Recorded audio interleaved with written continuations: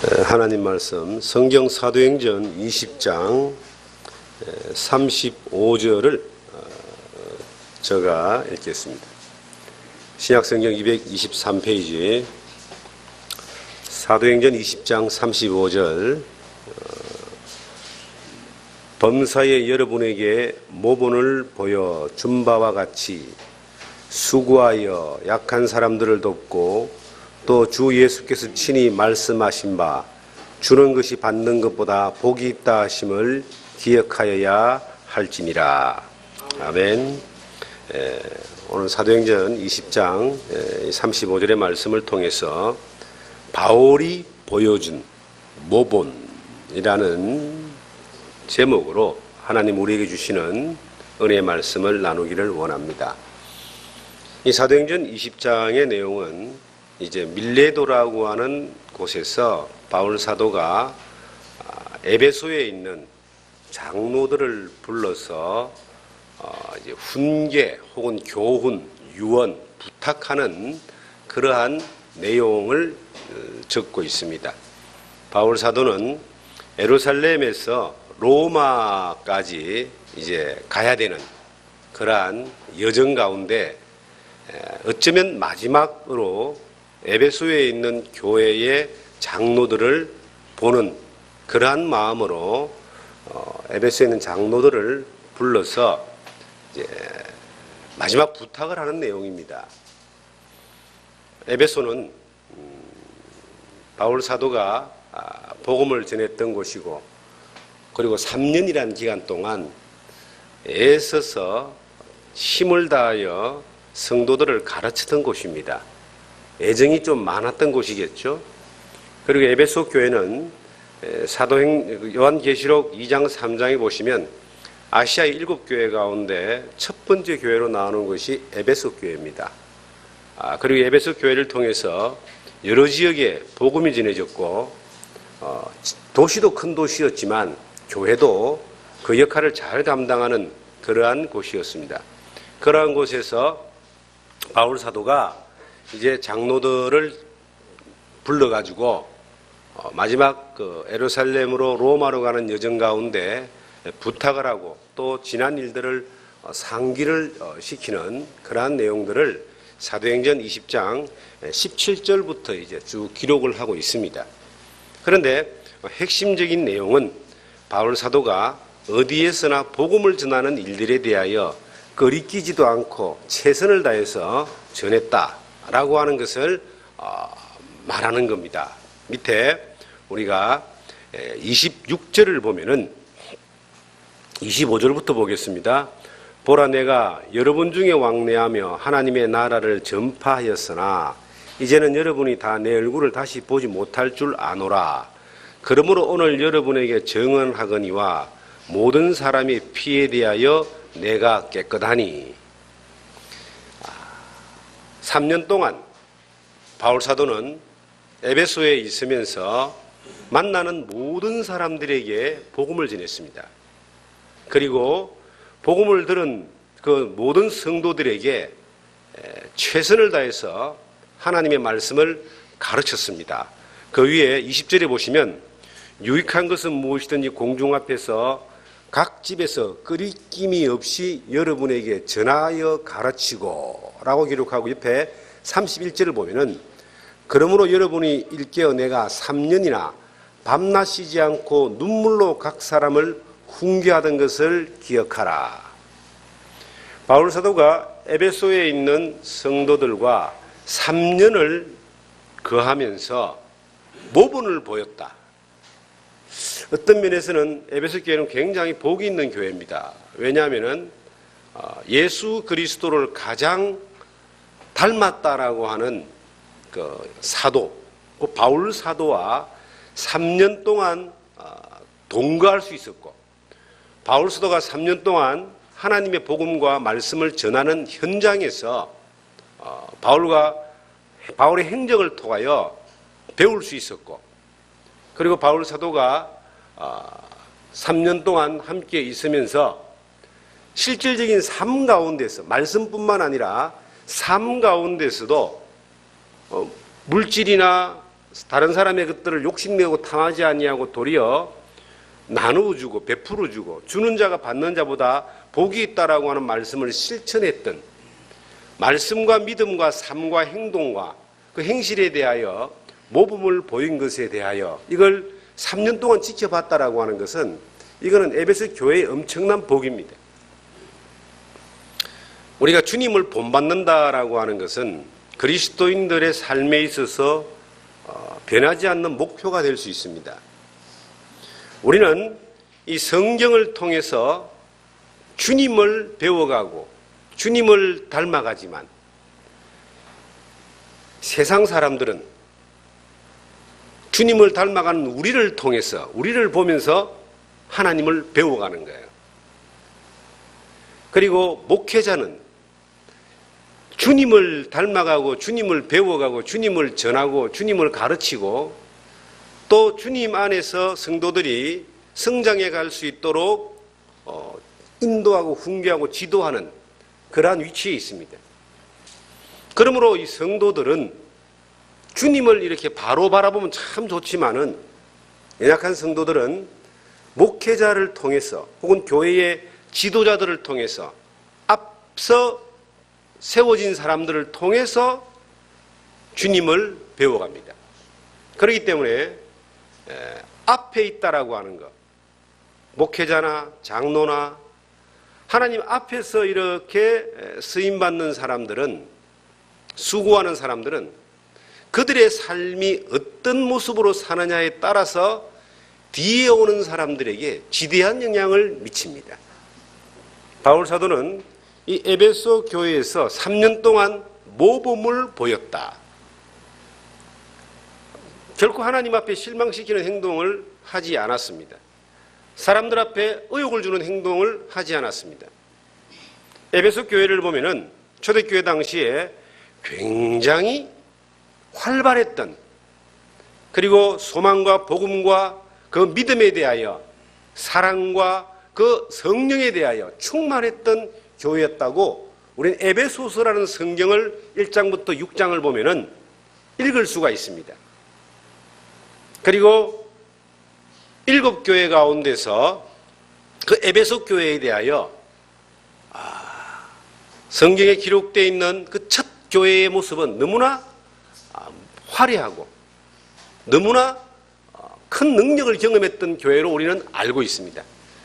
그런데 에베소 교회가 지금 역사 가운데 사라지고 없죠. 에베소라는 곳은 있습니다.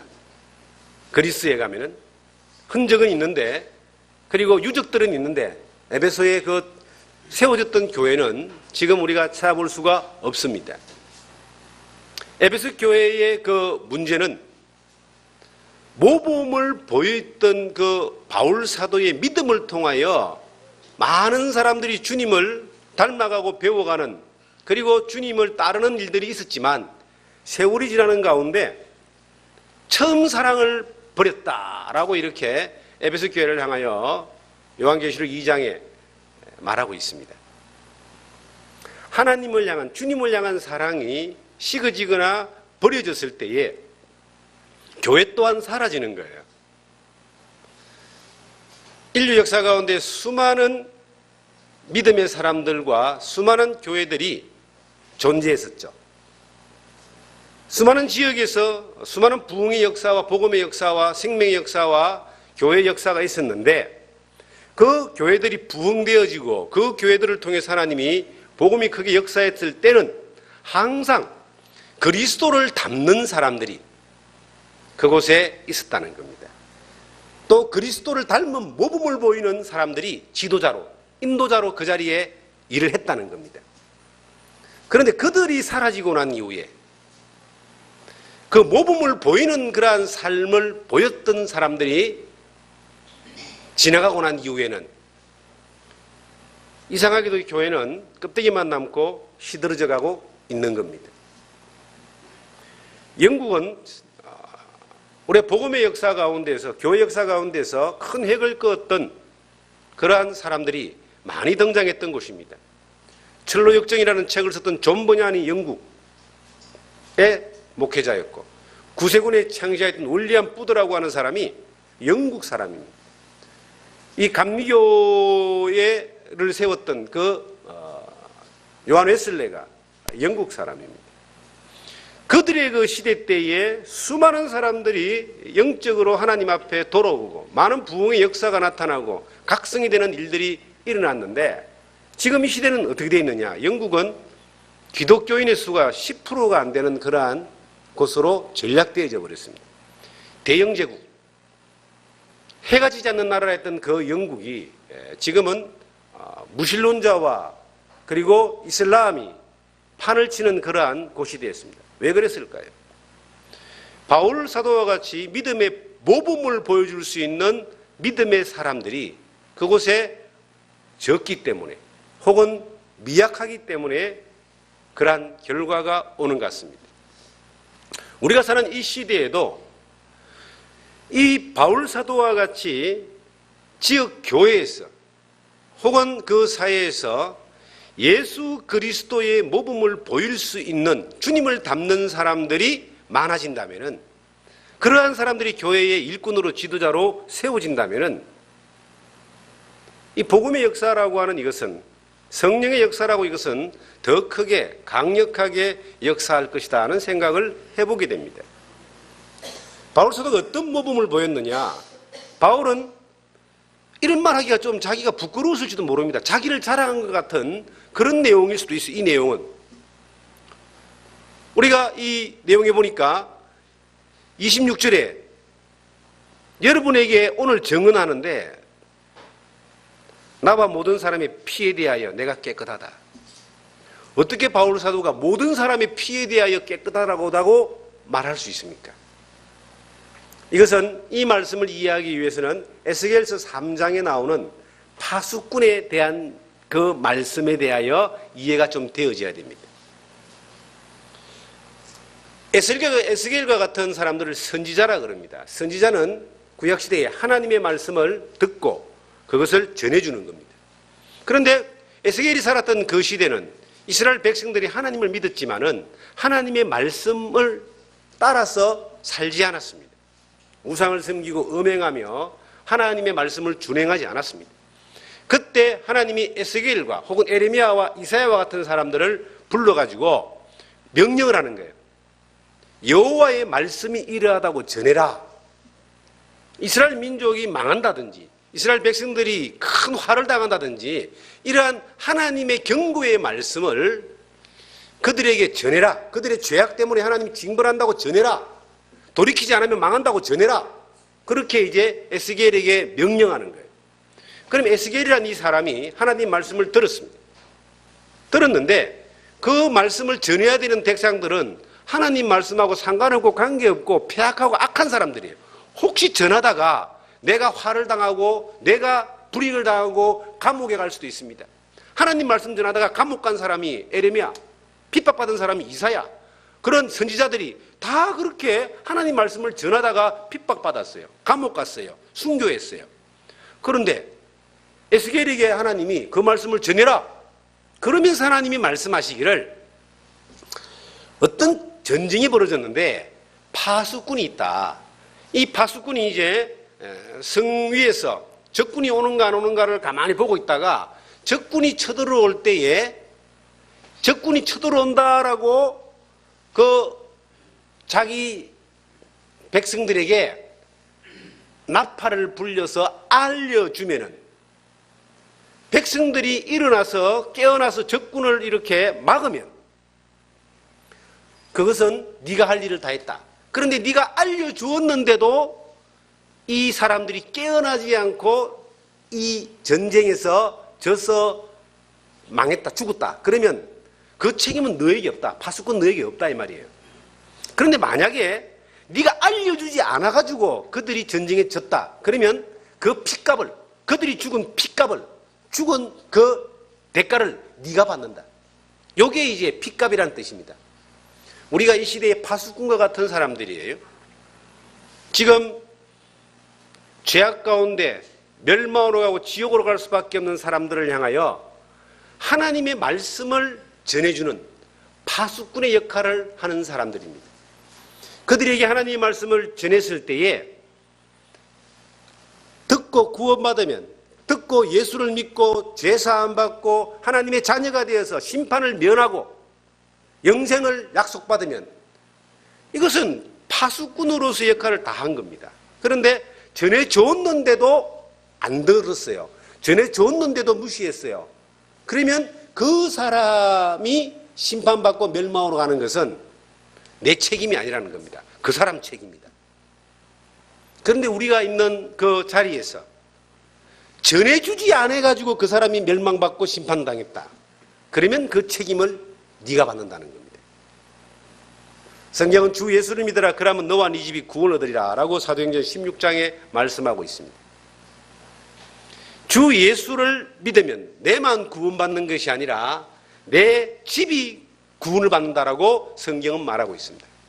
내가 예수를 믿으면 내 사랑하는 사람들에게 전할 수밖에 없습니다. 너무나 큰 은혜고 너무나 확실한 진리이기 때문에 이 사실을 알지 못하면 멸망으로 가고 지옥 가니까 이 사실을 믿으면 천국 가니까 너무나 확실한 겁니다. 내일 아침 우리 아침에 태양이 뜨는 것보다 더 확실한 것은 영원한 생명의 영원한 천국이고 영원한 지옥이 있는 겁니다. 그래서 이것을 전해주라 파수꾼과 같이 전해주는데 못 믿으면 그 핏값은 그 사람이 받지만 안 전해줘서 그 사람이 못 믿었으면 그 핏값을 네가 받는다는 거예요. 이 바울 사도가 모든 사람의 피에 대하여 내가 깨끗하다는 말은 자기가 만나는 모든 사람에게 3년 동안 에베소에서 왕래하면서 자기가 만났던 모든 사람들에게 뭘 전했다고요? 예수의 복음을 전했다는 겁니다. 모든 사람에게 전했는데 모든 사람이 믿은 것은 아닙니다. 그러나 그 모든 사람의 피에 대해서는 나는 깨끗하다는 말은 책임은 나한테 없다는 거예요. 전하기는 내가 전했고 듣고 믿은 사람은 영생을 얻었지만 안 믿은 사람 또한 멸망을 가겠죠. 그런데 그 피값은 책임은 내게 없다. 이것이 첫째가 내가 모든 사람의 피에 대하여 깨끗하다는 뜻입니다. 저는 이 말씀 앞에 너는 과연 그런가를 돌아보면은 저는 그렇지 못하다라고 고백할 수밖에 없습니다. 저도 할 수만 있으면 만나는 모든 사람에게 예수 그리스도의 복음을 전하고 싶어 합니다. 그런데 잘 안 될 때가 있습니다.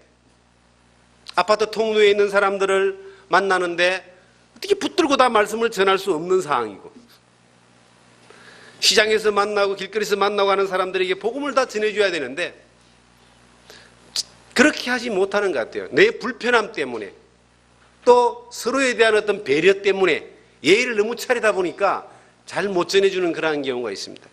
물론 저의 가족이나 친지나 친구나 관계 가운데 만나지는 사람들에게는 반드시 이 말씀을 전합니다. 그런데 바울 사도는 왕래하면서 만나지는 모든 사람에게 이 말씀을 전했다 그랬어요. 우리가 이 말씀을 듣든지 안 듣든지 전할 수 있는 그러한 자세를 가질 때 적어도 내가 하나님 앞에 그 피에 대하여 깨끗하고 하나님의 성령의 역사로 복음을 전하게 하는 그 현장에서 하나님의 능력을 볼 수 있다라고 하는 것을 확인할 수 있습니다. 그렇게 전했기 때문에 에베소 교회가 세워졌고 그렇게 전했기 때문에 에베소 교회가 부흥되어졌고 그렇게 전했기 때문에 에베소에서 수많은 사람들이 주님께로 돌아오는 역사가 있었다. 그래서 우리가 복음을 전할 때 사람을 가리지 않아야 된다고 생각합니다. 누구든지 어떤 사람이 듣고 어떤 사람이 구원받을지 이거는 우리에게 결정권이 있는 것이 아니라 하나님에게 결정권이 있기 때문에 우리는 그냥 듣든지 안 듣든지 전해주는 겁니다. 전해주는데 중요한 것은 바른 복음을 정확하게 전해줘야 돼요. 이 생명의 복음의 문제는요, 뭐 교회에 오고 하나님 믿고 복받고 하는 문제에서 끝나는 것이 아닙니다. 이 생명의 복음의 문제는 천년도 만년도 아닌 영원한 생명의 문제입니다. 인간의 근본적인 문제인 죄에 대한 문제입니다. 인생이 해결하지 못하는 죽음에 대한 문제입니다. 이것이 진리의 말씀인 성경을 통해서 예수 그리스도 안에서 해답이 있고 정답이 있고 길이 있다는 사실을 정확하게 전해줘야 됩니다. 그리고 이제 바울 사도가 모든 사람에 대해 피에 대하여 깨끗하다는 말은 두 번째 의미는 이것입니다. 구원받고 예수 믿고 교회에 들어온 사람들에게 3년 동안 하나님의 말씀을 가르쳤다는 거예요. 예수를 믿은 사람은 어떻게 사는 것이 하나님이 기뻐하는 건지 믿음 안에 성장하는 것이 무엇인지, 예수 믿는 사람답게 사는 것이 무엇인지, 하나님의 말씀 안에 있는 그 엄청난 하나님의 그 광대하심과 위대하심과 하나님의 놀라운 사랑에 대하여 그 넓이와 높이와 길이와 깊이가 어떠한 것들을 계속 3년 동안 가르쳤다는 거예요. 성경에 주님이 교회를 향하여 복음을 전하는 사람들을 향하여 주신 명령, 제자들에게 주신 명령이 뭐냐면, 너희는 가서 모든 족속으로 제자를 삼아 아버지와 아들과 성령의 이름으로 세례를 주고 내가 너에게 분부한 것을 가르쳐 지키게 하라. 이 가르쳐 지키게 하라라고 하는 이 명령을 따라서 바울 사도는 3년 동안 에베소에서 밤낮 쉬지 않고 가르쳤다라고 그렇게 증언하고 있습니다. 이건 굉장히 중요한 내용입니다. 저는 이 복음을 전하는 일들에 열정을 하나님이 주셔가지고 은혜를 주셔서 어린 날부터 복음을 전하는 삶을 살았습니다. 젊은 날부터. 근데 복음을 전하고 난 이후에 큰 정말 문제를 발견했습니다. 복음을 믿고 예수를 믿은 사람들에게 그리스도 안에서 장성한 분량으로 살아가는 데에 필요한 그 말씀을 가르치는 것을 너무나 소홀히 했다라고 하는 것을 저는 발견한 겁니다. 어떤 면에서는 예수를 믿기 전에 사람들은 예수를 믿고 죄 용서받고 하나님의 자녀 되는 것이 가장 중요하지만, 예수를 믿고 하나님의 자녀가 된 사람, 거듭난 사람들에게는 자녀가 되는 문제가 중요한 것이 아니라 자녀로 살아가는 문제가 중요한 거예요. 그 살아가는 성장을 위해서 이 성경의 말씀은 왜 사는지, 무엇 때문에 사는지, 어떻게 하고 살아야 되는지, 어떤 삶이 하나님께 영광을 돌리는 삶인지, 어떻게 성장하고 어떻게 주님을 배우고 어떻게 제자가 되고 어떻게 복음을 전하고 하는 삶에 대하여, 하나님의 영광을 돌리는 삶에 대하여 가르치고 있습니다. 예수님이 제자들을 3년 반 동안 동거하면서 가르쳤던 것처럼 가르쳐야 된다라고 하는 거예요. 그것이 교회의 사명이고 말씀을 전하는 사람들의 사명입니다. 그런데 가르침에 대하여 구체적으로 정리되지 않고 시도하지 않고 뭐 하다 보면 되겠지, 될 대로 되겠지 하는 그러한 막연한 마음으로 너무나 수많은 사람들의 시간을 허비하고 낭비하고 흘려보냈던 것이 아닌가 하는 그러한 반성을 하게 됐습니다. 특별히 바울 사도 같은 위대한 사도들도 한 지역 교회에서 한 사람을 가르치는데, 한 지역 교회를 세우는데 3년이라는 시간이 필요했다는 거죠. 그것도 밤낮. 이 밤낮이란 말은 쉬지 않고 끊임없이 가르쳤다. 예수님이 누굽니까? 예수님은 하나님이세요. 독생하신 하나님입니다. 하나님이신 예수님도 이 땅에 오셔가지고 이 복음을 전하기 위해서 제자들을 가르쳤는데, 특별히 12명을 불러서 가르쳤어요. 근데 그 예수님도 12명을 가르칠 때 어떻게 가르쳤느냐? 24시간 동거하면서 가르쳤어요. 이 밤낮 가르쳤다는 거예요. 그렇게 예수님이, 하나님인 예수님에게도 3년 반 동안 그렇게 배운 사람들도 이 위대한 생명의 복음을 전가하는 일들을 하는 데에 실수도 하고 유혹도 받고 넘어지기도 했는데, 하물며 우리겠습니까? 바울 사도도 3년 동안 가르쳤는데 우리겠습니까? 성경이라고 하는 절대적인 하나님의 가르치는 교과서가 있습니다. 이것을 바울 사도는 성령의 능력을 쫓아서 가르치는 일들을 위하여 쉬지 않고 가르쳤다. 그 피에 대하여 깨끗하다는 말을 제가 한번 생각해 봤습니다. 가르치는 문제에 나놓고 볼 때 과연 뭘까요? 주님이 가르쳐라고 하는 것을 사람들에게 타협하지 않고 가르쳤다는 거예요. 우리가 배우는 사람에게 맞추어서 가르치는 것이 아니라 주님이 말씀하신 것을 가르치는 거예요. 그것은 어떤 면에서는 이 가르침이 우리에게 큰 부담이 될 수도 있습니다. 주님이 우리에게 요구하시는 것은 어떤 면에서는 목숨까지도 내놓으라고 말할 수 있습니다. 너희가 듣든지 안 듣든지 하나님 말씀이 이러하다라고 전했던 그 선지자들은 목숨을 위협하고 어떤 면에서 목숨을 죽여버리는 사람들 앞에서도 그걸 전했어요. 주님의 말씀이니까, 하나님 말씀이니까 우리가 이 하나님의 말씀을 교회가 가르칠 때에 세상과 타협하고 사람 기분 맞춰주고, 사람이 혹시 이거 들으면, 이 말씀을 들으면 좀 시험당하고 넘어지지 않을까 하는 그러한 아주 심한 배려심 가운데서 하나님의 말씀을 제대로 못 가르치니까 그 사람들이 제대로 변화되지 않는 거예요. 피에 대해 깨끗하다는 말이 뭡니까? 하나님이 말씀하신 것에 대하여, 꼭 필요한 것을 가르치는 것에 대하여 자기는 목숨 걸고 가르쳤다 이 말입니다. 교회가 말씀을 전하는 데에 있어서 사람들은요, 교회에 오면은 듣기 좋은 말을 듣기를 원합니다.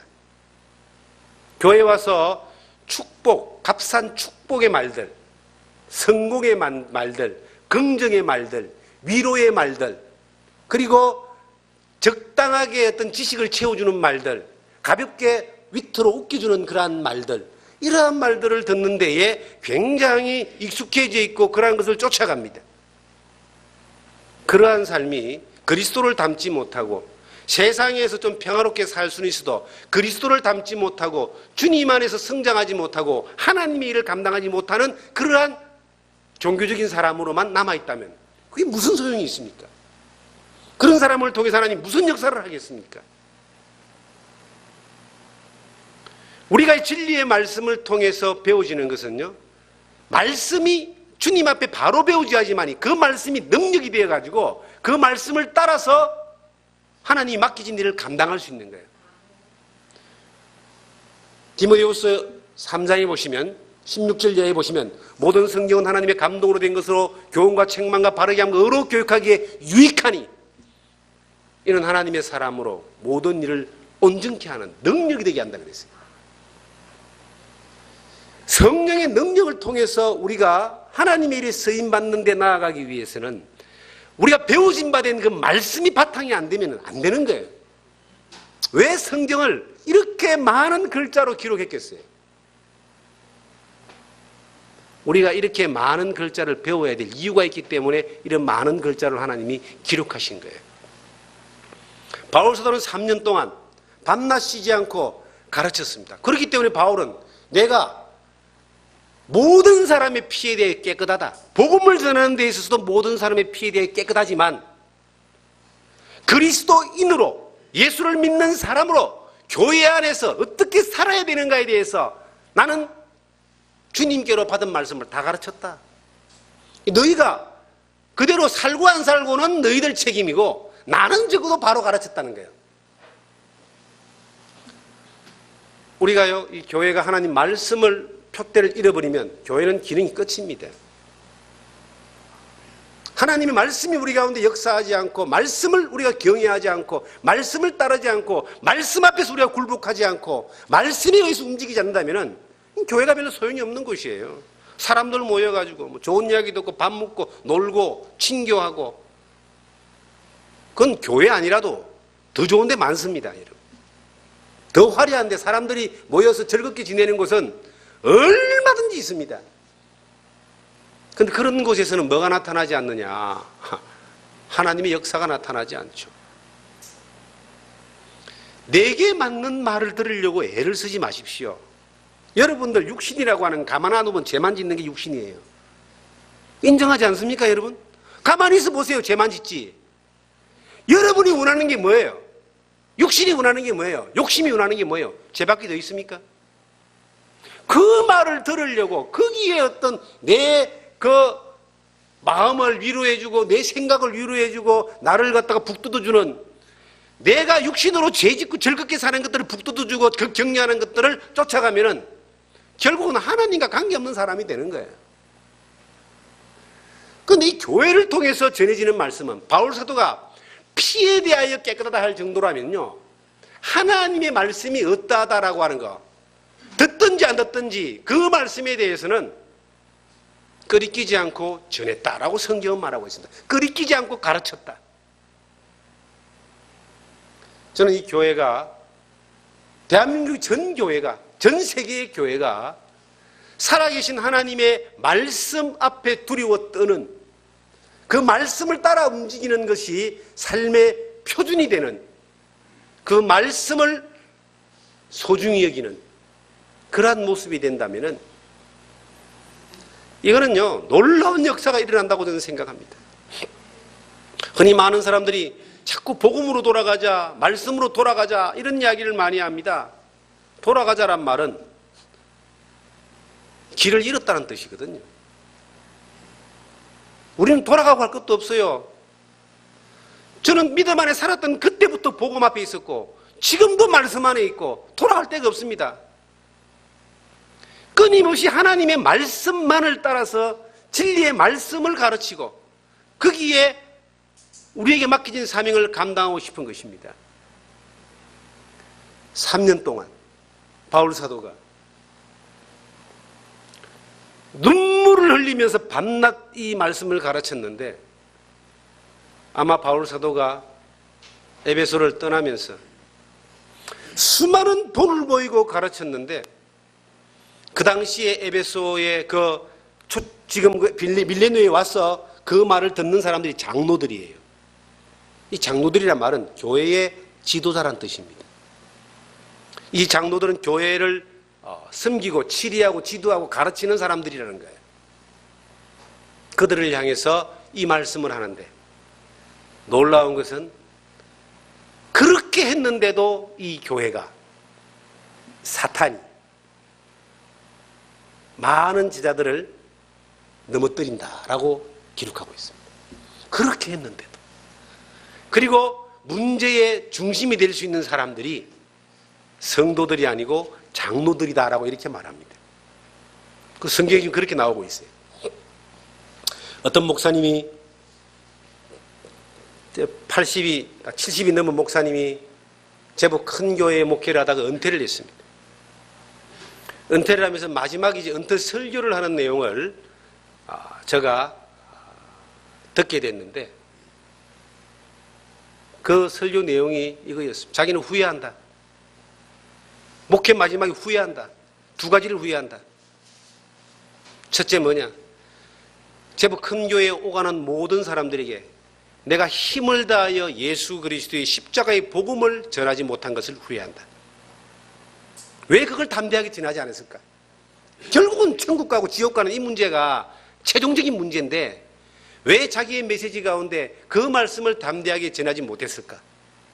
하나님 앞에서 자기가 담대하게 전하지 못했던 내용이 두 가지가 있는데 하나는 삼위일체에 대한 설교를 자기는 평생 동안 한 번밖에 못 했다. 그것도 확신하게 못 했다.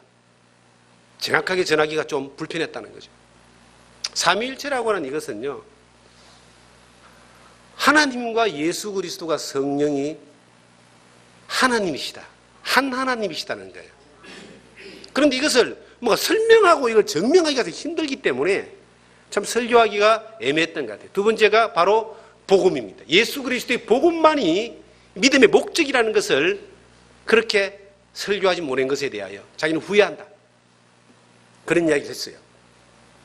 두 번째 뭘 후회하냐라고 이분이 말했냐면은 참 놀라운 말입니다. 자기가 그 교회에서 40년 목회를 했는데 장로들이 10명 이상이 되는 장로들이 있고 권사 집사가 이렇게 막 수두룩하게 다 이름을 기억 못할 정도로 많은데 마지막 그 일괄이 뭔지 아세요? 내가 당신들을 40년 말씀을 전하고 가르쳤는데 당신들은 40년 전이나 지금이나 변한 게 없다. 왜 요 모양 요 꼴이냐? 잘못 가르친 나를 원망한다. 제가 그 말을 들었어요. 큰 교훈을 받습니다, 여러분. 이 복음을 전하는 사역자가 삼위일체 하나님에 대하여 정확한 믿음을 가지고 우리가 전해야 되고 살아계신 하나님에 대하여 그리고 예수 그리스도의 복음에 대해서는 모든 사람에 대하여 맞춤으로라도 정확하게 전해줘야 됩니다. 교회 40년 나왔는데 가보니까 지옥이라 그러면요, 누굴 원망하겠습니까?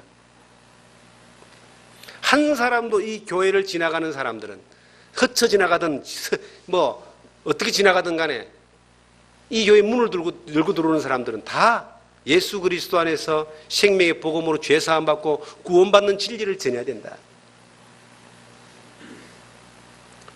우리는 그건 잘하고 있죠.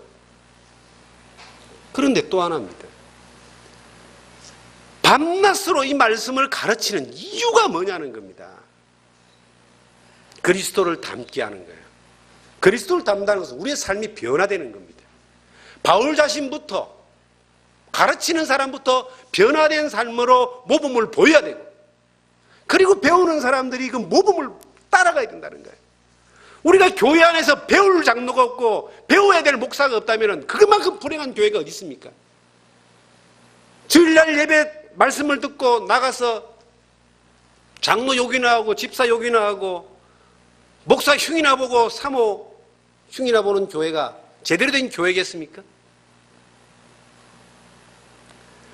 봐야 될, 배워야 될, 따라야 될 본이 없는 교회만큼 정말 한심한 교회가 없는 거예요. 특별히 주님 안에서 앞에서 일하시는 분들. 김구 선생이 그랬답니다. 눈 내리는 날 새벽에 길을 걸을 때 아무도 안 본다고 함부로 아무렇게나 걷지 마라. 네가 간 길을 뒷사람이 그 발자국을 보고 따라온다. 김구 선생이 했던 유명한 글입니다. 이게. 우리가 완벽할 수 없습니다. 우리는 부족한 사람들입니다.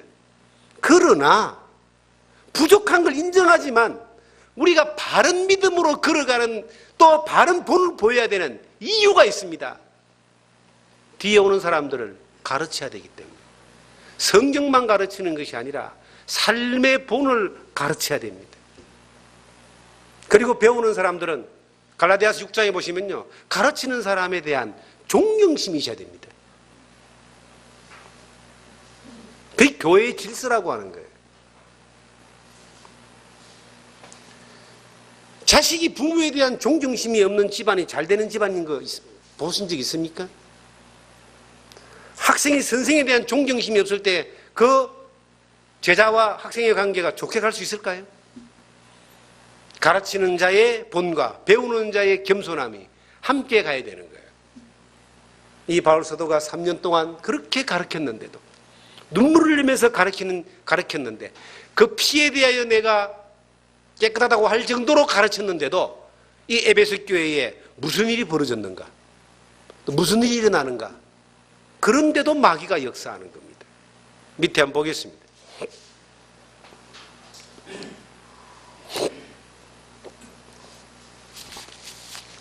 28절에 여러분은 자기를 위하여 또는 온 양떼를 위하여 삼가라. 성령이 그들 가운데 여러분을 감독자로 삼고 하나님이 자기 피로 사신 교회를 보살피게 하였다 그랬죠. 삼가해라. 여러분은 온 양떼를 위하여, 교회를 위하여 삼가해라. 삼가해란 말은 본을 보여라 이 뜻입니다. 함부로 살지 마라. 네 마음대로 살지 마라.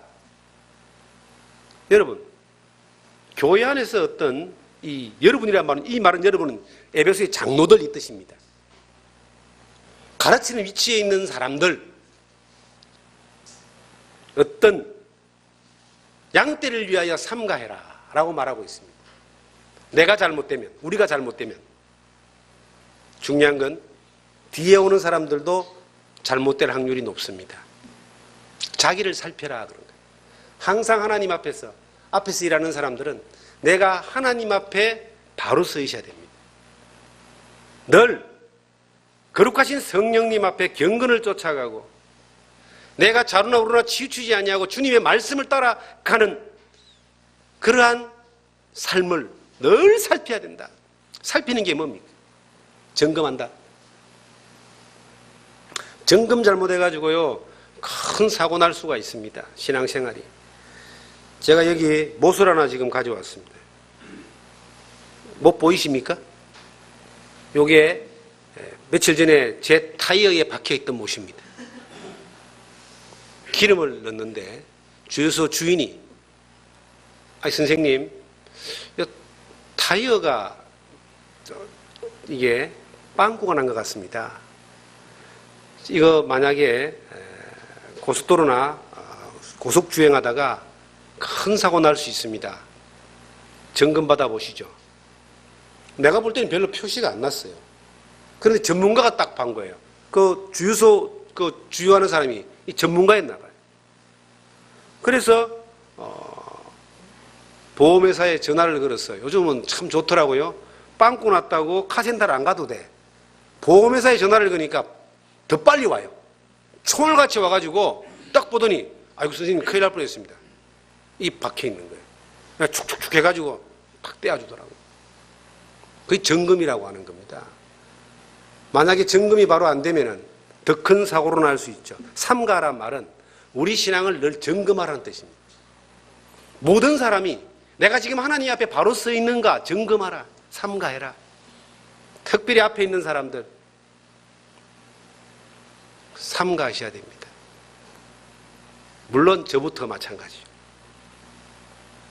그리고 말하기를 29절에 내가 떠난 후에 사나운 이리가 여러분에게 들어와서 그 양떼를 아끼지 아니하며 또한 여러분 중에서 제자들을 끌어 자기를 따르게 하려고 어그러진 말을 하는 사람들이 일어날 줄을 내가 아노라. 사나운 이리가 반드시 온다. 반드시 교회는 사나운 이리가 마귀가 역사합니다. 성령의 역사와 마귀의 역사는 항상 같이 갑니다. 성령이 역사하지 않는 교회는 마귀도 역사 안 해요. 마귀가 역사할 필요 뭐 있습니까? 가만 냅둬도 마귀 밥인데. 그 성령이 좀 역사하려고 그러고 복음이 역사하려고 그러고 믿음 안에 살아보려고 그러면은 이게 마귀가 먼저 와서 그 앞자리에 딱 앉아 있는 거예요. 교회가 하나님의 말씀이 전해지려고 그러면요. 복음이 전해지려고 그러면은 어떤 허점을 통해서라도 마귀는 치고 들어옵니다. 그래서 성경은 말하기를 사나운 이리가 양떼를 아끼지 않는다라고 그렇게 말하고 있습니다. 어떻게 해요? 마귀는 공격을 두 가지 방향으로 하는 것 같아요. 교회 외부에서 공격하고 교회 내부에서 공격합니다. 외부의 공격은 어떤 면에서는 알아채기가 쉽습니다. 대처하기가 쉽습니다. 2000년 교회 역사 가운데서 마귀는 늘 외부에서 핍박과 압박과 여러 가지 어떤 곤란함으로 힘듦으로 교회를 방해해 왔습니다. 그런데 외부의 공격이 강할수록 이 교회는 더 복음을 전해졌던 어떤 면에서는 그 외부의 공격이 복음을 전하는데 하나님의 능력을 나타내는 데에 좋은 도구로 사용되었습니다. 그런데 중요한 건 내부의 공격은 참으로 어려운 겁니다. 수많은 역사 가운데 제국들이 망한 것은 외부의 적들에 의해서 망한 것이 아니라 내부의 적들에 의해서 망했습니다. 저는 역사에 관심이 많습니다. 로마가 그 망한 것도 외부의 침입이 아니라 내부가 붕괴되니까 외부의 침입을 못 이겨서 로마가 망했습니다. 중국의 수많은 제국들이 세워졌다 망하는 과정들을 보면요. 그 망할 때 징조는 내부의 분쟁이 그 제국이 망하는 거더라고요. 교회도 마찬가지입니다. 교회가 외부의 적들에 의해서 이게 기능을 못하는 것이 아니라 내부에서 이게 잘못되니까 이게 교회가 기능을 못하는 겁니다. 내부에 어떤 일들이 있을까요? 특별히 성경은 여기에 그 위험성을 이렇게 기록하고 있습니다. 바울 사도가 뭐라고 기록했냐? 30절에 여러분 중에 제자들을 끌어 자기를 따르게 하려고 어그러진 말하는 사람들이 일어날 줄을 아노라. 여러분 중에도, 이 말은 여기에 있는 장로들 중에도 이 뜻이에요. 에베소에 있는 그 장로들 중에도 자기를 제자들을 끌어서 주님을 따르려고 하는 믿음의 사람들을 끌어다가 자기를 따르려고 하려고 어그러진 말로 사람들을 꼬신다.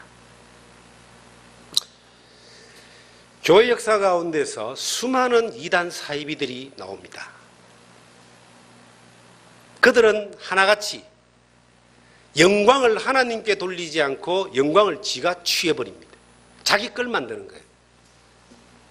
그래서 큰 교회가 세워지면요, 그게 하나님의 교회가 아니고 자기 교회가 되는 거예요.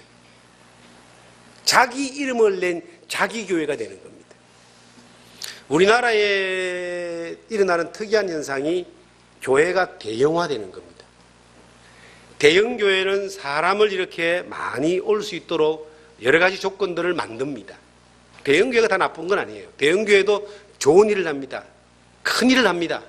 그런데 그 교회가 정말 예수 그리스도의 복음만 전하고 하나님께만 영광을 돌린다면 얼마나 큰 일을 하겠습니까? 그런데 사회적으로 지탄을 받는 여러 가지 이유 가운데 하나가 모든 영광을 그 위대한 사람이 받아버리는 겁니다. 모든 힘을 사람이 다 집중해서 하는 겁니다. 그리고 죽을 때까지 그걸 안 놓습니다. 자기 거라고 생각합니다. 자기 거라고 생각하니까 자기 아들한테 자식한테 물려줘야 됩니다. 이런 일들이 사회의 문제가 되는 거예요. 장로들이 영광을 하나님께 돌리지 않고 여러분 중에서도 사람들, 지자들을 꼬셔가지고 자기를 따르게 하는 사람들이 생긴다고 에베소 교회의 바울 사도가 경고했던 것처럼 2000년 교회 역사 가운데 수많은 사람들이 그 유혹에서 넘어가 버리는 거예요. 그 위험한 사람 중에 첫 번째가 목사고요. 두 번째가 장로입니다. 사람들이 목회를 하는 목사들이 사람들로 하여금 자기를 따르게 해요. 자기한테 매이게 해요. 정상적인 목회자는 하나님의 종이고 도구고 하나님의 일을 위하여 부름받은 일꾼에 불과합니다.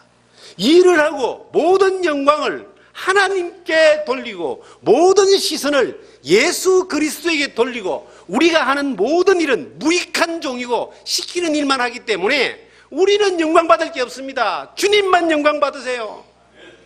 라고 하는 것이 정상적인 목회자고 바른 목회자의 모습인 거예요. 바울 사도는 그랬습니다. 베드로는 그랬습니다.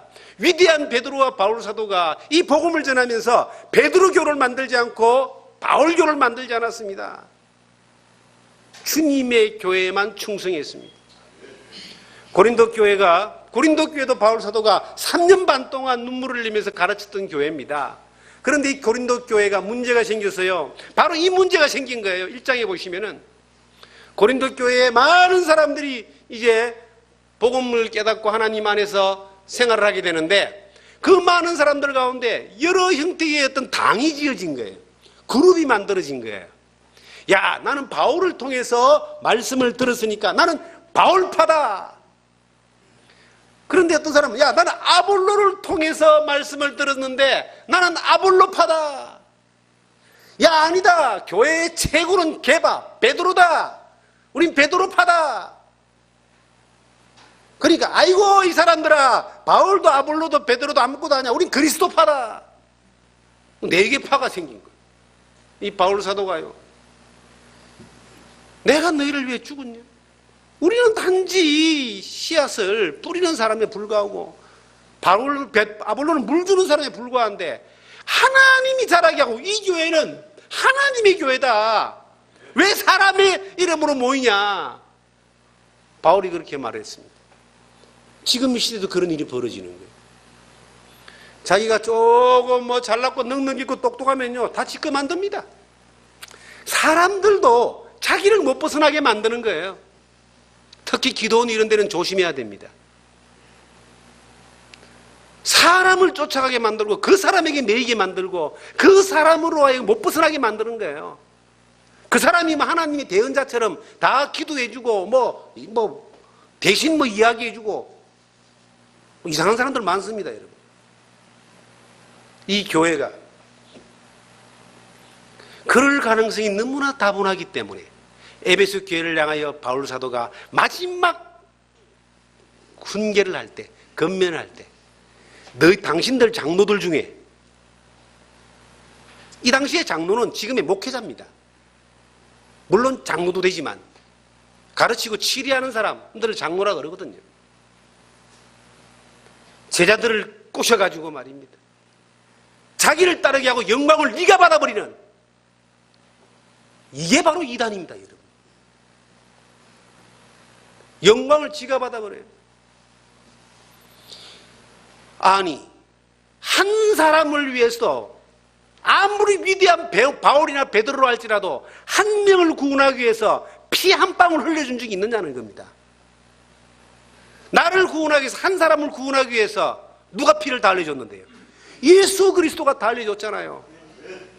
그러면 모든 영광을 예수 그리스도를 통해 돌리고 하나님께 돌리고, 그리고 이 복음을 전할 수 있는 도구로 사용받게 한 것만으로도 감사해서 그 은혜에 감사하여 사용된 것에 대해 감사하여 더욱더 겸손하게 쓰임받기 위하여 하나님께 영광을 돌려야 되는데 왜 영광을 네가 도둑질해 먹냐 이 말이에요.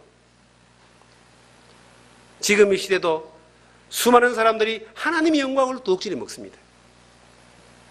우리의 마음 가운데 자기를 자랑하려고 하는 마음, 자기를 내세우려고 하는 마음, 자기를 알아달려고 하는 마음들이 우리 모두 안에 있어요. 그런데 그것이 내가 하나님의 은혜보다 먼저 딱 나가게 되면은 사람들을 다 자기 사람으로 만드는 거예요. 여러분, 우리 선한목자교회는 정말 여러분들이 내가 늘 말하잖아요. 목사 믿지 말라는 말을 합니다. 여러분, 목사 믿으려고 놓여 있는 사람 아닙니다. 목사나 여러분은 똑같아요. 똑같은 도구예요. 다만 저는 먼저 된 사람으로서 부족하지만 믿음의 본을 보이려고 합니다.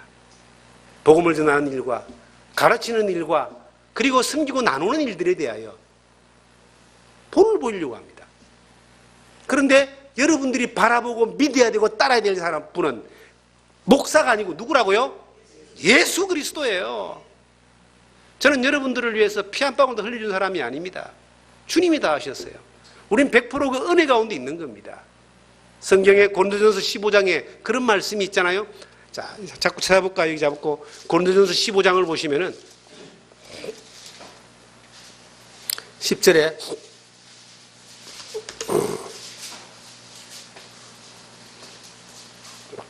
그러나 내가 나 된 것은 하나님의 뭐로 됐다? 은혜로 된 것이니 내게 주신 그의 은혜가 헛되지 아니하여 내가 모든 사도보다 더 많이 수고하였으나 내가 한 것이 아니요 같이 읽습니다. 오직 나와 함께 하신 하나님의 은혜로다. 바울 사도도 자기가 한 것이 아니라 하나님의 은혜로 했다. 우리가 하나님의 은혜 가운데 하나님과 함께 일하는 자들입니다. 그렇기 때문에 우리가 어떤 경우라도 하나님의 영광을 훔치면 안 된다. 우리에게 사람을 끌면 안 된다 이 말이에요. 주님께로 사람들을 가게 해야 됩니다. 고린도전서 10장 31절에 너희는 먹든지 마시든지 무엇을 하든지 하나님의 영광을 위해서 하라 그랬습니다. 우리가 이곳에서 복음을 전하잖아요. 계속해서 예수 그리스도의 생명의 복음을 전하지만은 그들이 우리 교인 만들기 위해서 복음을 전하는 것이 아니라 예수 그리스도 안에서 거듭난 생명이 되게 하기 위해서 복음을 전하는 거고요. 하나님의 자녀가 되기 위해서 복음을 전하는 거잖아요. 그들이 이 말씀을 듣고 흘러가든 어디 가든 그 복음 안에 사는 것이 우리의 목적이지 우리 교회에 사람 채우는 게 목적이 아니라는 겁니다. 끊임없이 이 교회는 사람을 흘려보내야 된다고 봐요. 어떤 면에서는 복음 안에 배우고 복음 깨닫고 복음 안에 배우고 세워져서 제자 돼가지고 정말 주님이 말한 대로 다른 곳 땅끝이라고 하는 나의 땅끝이라는 다른 곳에 가서 이 생명의 복음을 전할 수 있는 사람들로 많이 보낼 수 있는 교회가 그 교회가 하나님이 원하는 교회예요. 우리 거 만들어서 크게 만들고 뭐 재산 늘리고 뭘 지어서 기념비를 세우고 이런 것들이 사실은 이 가장 위험한 겁니다. 자기를 따르게 한다는 거예요. 내가 뭔가 능력이 있고 내가 가진 것이 있고 내가 권세가 있다 그래가지고 내 것을 만들어서 어떤 일을 하나님 일을 한다고 하면서 자기 영광 다 받아버리고 자기를 따르게 만들고 자기 사람 만들고 하나님이 가만히 있을 것 같아요. 그건 금송아지가 될 수 있는 것이고요. 우리가 뭔데요? 하나님이 나에게 많은 일을 하게 했다면 그 많은 은혜를 주신 거예요. 은혜를 많이 주셨으면 더 많이 하나님 앞에 영광을 돌려야 되는 거 아니겠습니까? 전 그렇게 믿습니다. 여러분들은 어떻습니까? 여러분들의 시선을 누구에게 돌려야 되는가? 주님에게 돌려야 되는가? 우리가 힘을 다하여 바울 사도가 고린도 교회에 3년 반 동안 힘을 다하여 가르쳤고 에베소 교회에 3년 동안 밤낮 가르쳤지만 바울 사도는 자기 사람 안 만들었어요. 누구 사람 만들었어요? 그리스도의 사람. 우리도 마찬가지입니다. 힘을 다하여 가르치고 힘을 다하여 전하는데 누구 사람 만든다? 그리스도의 사람, 그리스도인을 만드는 거예요. 그것이 우리가 해야 되는 일이다. 주님 언제 오실지 모르지만 우리가 주님 앞에 서는 그날까지 우리가 그 일을 할 수 있다는 것이 은혜입니다. 하나님이 우리에게 이 복음을 전하고 말씀을 가르치고 제자를 세우는 일들을 못하게 막아버린다면 누가 하겠어요? 어떻게 하겠어요? 할 수 있는 게 은혜잖아요. 죽도록 충성해서 맡겨진 이 일들을 하자. 하다 보면은 하나님이 일이시니까 우리는 그냥 은혜로 하는 거니까요. 하게 하시니 감사하고 못하게 하시면 정말 저는 못하게 하는 일이 없기를 바랍니다. 우리의 심장이 멎는 그 순간까지, 우리의 호흡이 멎는 그 순간까지 이 생명이 복음을 전하는 일과 그리고 이 말씀을 가르치는 그 일에 그 하나님의 은혜로 힘을 다하여 수고하는 그러한 자리에 있고 싶습니다. 한 사람이라도 이 에베소의 잘못된 장로들처럼 제자들을 자기에게로 이끌어서 자기 영광을 채우기 위하여 하나님의 영광을 도둑질하는 그러한 모습이 안 되기를 원합니다. 그것은 저가 그런 마음을 가집니다. 바울 사도가 에베소 교회 장로를 세웠는데 장로를 잘못 세워가지고 그런 사람이 나오겠습니까? 세우기는 바로 세운 거예요. 그런데 살다 보니까 욕심이 생긴 거지요.